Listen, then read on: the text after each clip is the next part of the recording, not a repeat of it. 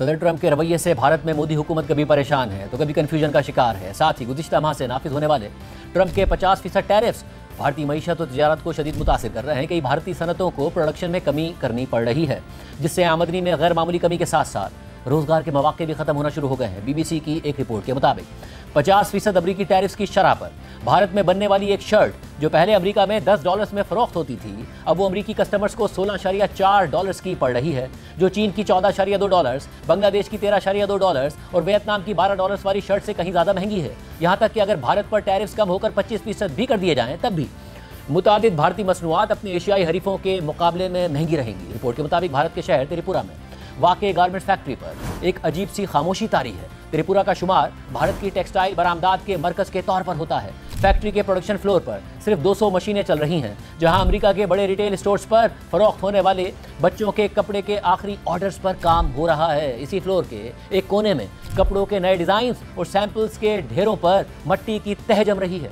ये एक ऐसी फैक्ट्री का मंजर है जो अमेरिका के सदर ट्रंप की जानिब से भारत पर आयद करदा 50% टैरिफ से बराह रास्त मुतासिर हुई है। रिपोर्ट के मुताबिक भारत अमेरिका को बड़ी तादाद में गारमेंट्स, झींगे, कीमती पत्थर और जेवरात बरामद करता था।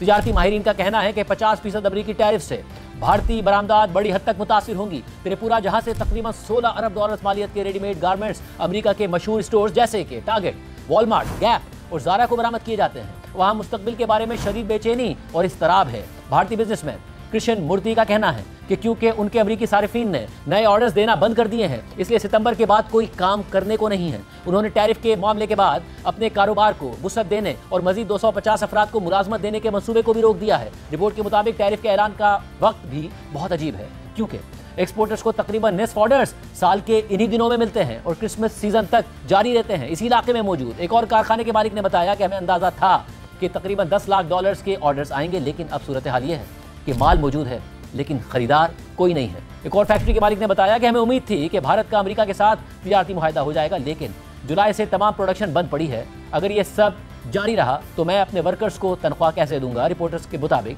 भारत की ज्वेलरी ब्रांड्स भी अमरीकी टैरिफ से परेशान हैं, क्योंकि हर साल सितंबर और नवंबर के दौरान तकरीबन $3 से $4 अरब मालियत की ज्वेलरी अमरीका भिजवाई जाती थी।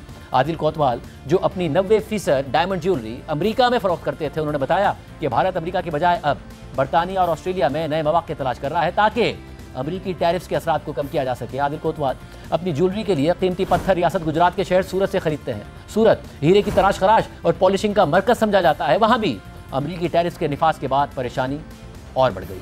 अमरीकी खरीदार चले गए हैं और वो कारखाने जो 50 लाख अफराद को रोजगार देते थे, महीने में 15 दिन ही चल पाते हैं।